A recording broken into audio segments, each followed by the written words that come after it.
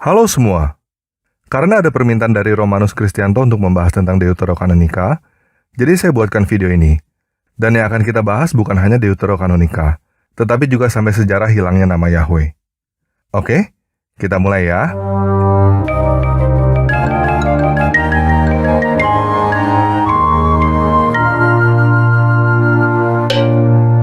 Buat teman-teman yang belum tahu apa itu Deuterokanonika, Deuterokanonika mempunyai arti kanon kedua. Ini adalah sekumpulan kitab yang ada di antara Perjanjian Lama dan Perjanjian Baru pada Alkitab saudara-saudara kita yang Katolik. Setahu saya, selain Katolik, Deuterokanonika juga ada di dalam Alkitab Kristen Ortodoks Timur dan Kristen Syria. Kristen Ortodoks Timur dan Kristen Syria bukan Kristen turunan dari Katolik, dan kira-kira sama tuanya dengan Katolik. Protestan adalah pecahan dari Katolik yang dimulai dari Martin Luther pada tahun 1517. Martin Luther memulai gerakan Sola Scriptura. Intinya gerakan ini adalah gerakan kembali ke Alkitab. Doktrin gereja yang tidak sesuai dengan Alkitab diprotes. Ini sebabnya namanya Kristen Protestan. Bagi Martin Luther, ajaran Katolik sudah menyimpang dari kebenaran. Bagi gereja Katolik saat itu, Martin Luther adalah sekte sesat yang melawan otoritas gereja. Martin Luther adalah salah satu orang yang menginspirasi saya. Saya berani menerjemahkan ulang Alkitab sendiri karena melihat Martin Luther. Jadi saya cukup paham kendala Martin Luther dan apa yang Martin Luther rasakan. Bagaimana orang-orang bilang dia sesat karena menerjemahkan Alkitab sendiri tanpa otoritas gereja Katolik. Apalagi pada saat itu karena Martin Luther, Eropa jadi pecah. Raja-raja tidak lagi patuh kepada gereja Katolik. Sebelum Martin Luther, Alkitab yang beredar adalah Alkitab dalam bahasa Latin. Alkitab ini dikenal dengan nama Vulgata. Tidak semua orang bisa membacanya, dan tidak semua orang boleh membacanya. Martin Luther menerjemahkan ulang Alkitab ke dalam bahasa Jerman. Bahasa Jerman saat itu adalah bahasa rakyat. Banyak orang yang mengerti. Dan pada saat itu juga berkembang teknologi mesin cetak. Jadi sebelumnya, Alkitab disalin oleh orang. Semenjak Martin Luther, Alkitab dicetak pakai mesin. Karena Martin Luther tidak percaya kepada gereja Katolik, dia juga tidak percaya kepada Alkitab Vulgata. Jadi dia menerjemahkan ulang Perjanjian Lama dari bahasa Ibrani dan Perjanjian Baru dari bahasa Yunani. Nah, ketika dia menerjemahkan ulang Alkitab, ada masalah yang dia hadapi mengenai Deuterokanonika.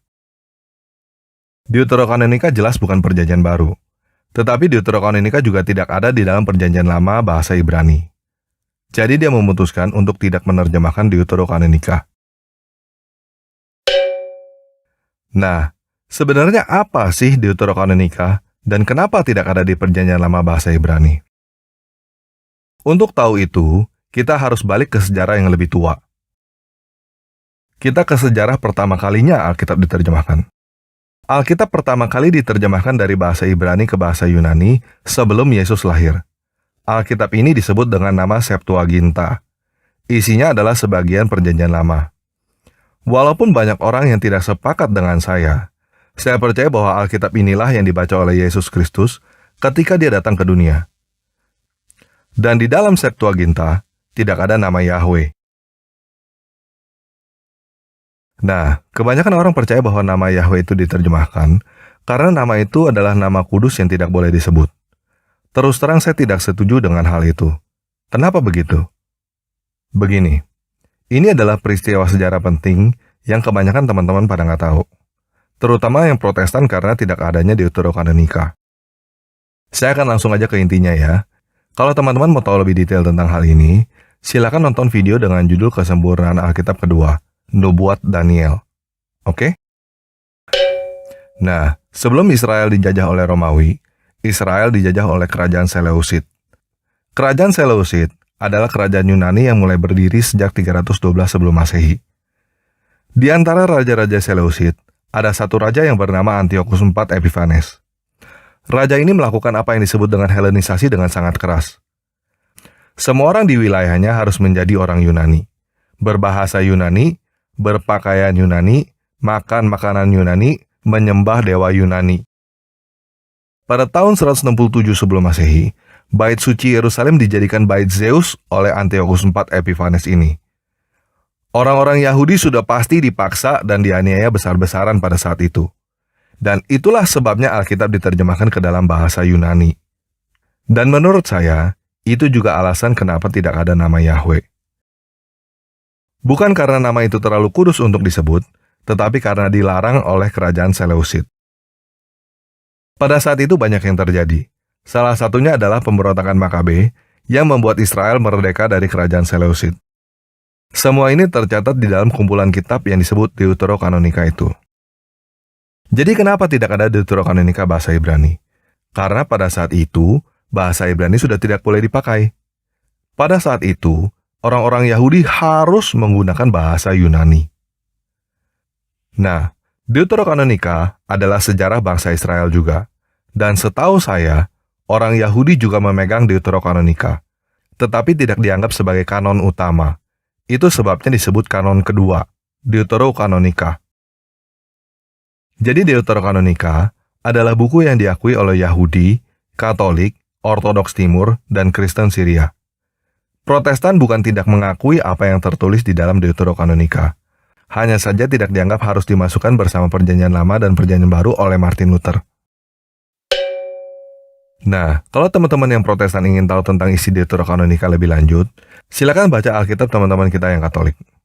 Alkitab Katolik juga diterjemahkan oleh Lai, kecuali bagian Deuterokanonika diterjemahkan oleh LBI. Nah, apa yang saya sampaikan setelah ini adalah pendapat saya. Deuterokanonika sebenarnya tidak berdampak sama sekali pada keimanan terhadap Yesus Kristus. Tidak berdampak pada iman Kristen. Tetapi dampak tidak adanya Deuterokanonika pada Protestan yang saya tahu adalah pada penafsiran akhir zaman. Hal ini karena ketidaktahuan sejarah ratusan tahun sebelum datangnya Yesus, yaitu ketika Israel dijajah oleh Yunani. Dan salah satu poin penting yang terawatkan oleh teman-teman Protestan adalah Antiochus IV Epiphanes dan Makabe. Jadi menurut saya, cukup disayangkan Deuterokanonika tidak ada di dalam Alkitab Protestan. Dan saya berharap nanti ada Deuterokanonika juga pada openbiblika.com. Sekarang tidak ada Deuterokanonika pada openbiblika.com karena saya belum menemukan sumbernya. Kalau saya sudah menemukan sumbernya, pasti akan saya masukkan ke dalam openbiblika.com. Nah, mengenai restorasi nama Yahweh, saya setuju pada Perjanjian Lama. Menurut saya, penggantian nama Yahweh menjadi kurios pada Septuaginta karena dipaksa oleh kerajaan Seleucid. Dan hal ini sudah menjadi tradisi Yahudi sampai hari ini. Sekarang ini tidak ada yang memaksa kita untuk mengganti nama Yahweh. Jadi tidak seharusnya kita mengganti nama Yahweh dengan apapun di dalam Perjanjian Lama. Namun saya tidak setuju dengan restorasi yang kebablasan. Maksud saya begini. Ketika Yesus datang ke dunia, Alkitab yang dia baca adalah Septuaginta. Dan dia tidak berbicara apapun tentang nama Yahweh. Hal ini bisa kita lihat di dalam Perjanjian Baru. Para saksi mata tidak pernah sekalipun menulis bahwa Yesus berbicara untuk restorasi kembali ke nama Yahweh. Seperti yang saya katakan pada video lain, nama Yahweh artinya adalah Dia ada. Ketika Tuhan pertama kali menyatakan namanya kepada Musa, yang pertama kali dia sebut bukanlah Yahweh. Yang pertama kali dia sebut adalah Ehye, Asher, Ehye, yang artinya aku adalah aku. Jadi Tuhan memperkenalkan dirinya kepada Musa, namanya adalah aku adalah aku. Ehye, Asher, Ehye. Namun kita tidak menyebutnya begitu. Kita menyebutnya Yahweh, Dia ada. Dia menyebut dirinya sendiri, aku ada. Kita menyebutnya Yahweh, Dia ada. Oke, paham ya? Nah, ini juga yang setahu saya, teman-teman banyak yang nggak tahu. Ketika Yesus datang, dia berulang-ulang berkata di dalam bahasa Yunani, ego eimi. Apa artinya ego eimi? Ego eimi artinya aku adalah aku.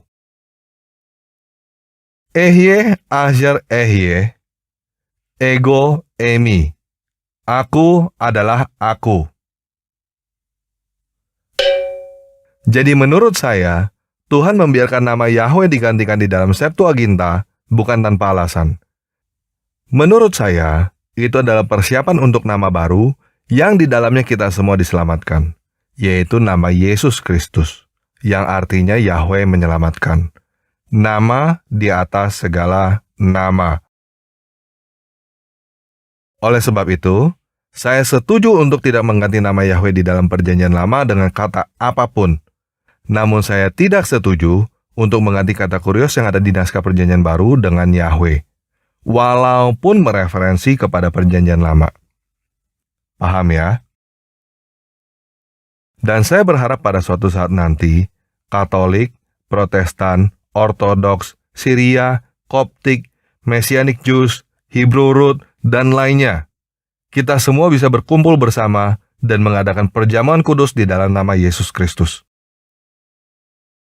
Sekian video kali ini. Segala puji syukur dan kemuliaan hanya bagi penguasa kita, Yesus Kristus.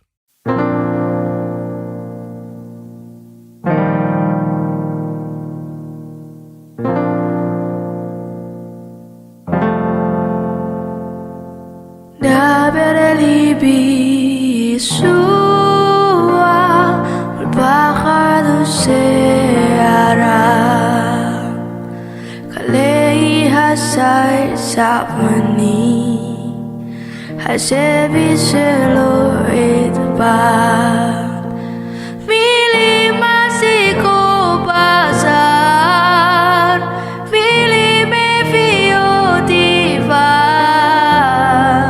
Debere libi sua Tabekir bisalfa Berbicaralah Yesusku di bawah sayapmu, Kaulah tempat berlindungku yang menghapus tangisku. Kata yang di kesembuhan, kata belas kasihanmu, berbicaralah Yesus. Padamu ada damai.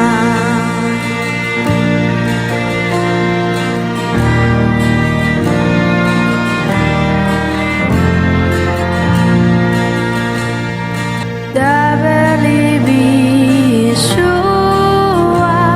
Yada Elohim hasma Kumilat harisbi Zevotili mutra Milim sekum rabakoa Milim sedidut baos Dabereli bisua Tabkhalis dumaos Berbicaralah Yesusku dengan suara lembut, periksalah hati ini, ajarku untuk taat, bersyukur dalam cintamu, menyerah pada rahmatmu, berbicaralah Yesusku, ajarku mengenalmu.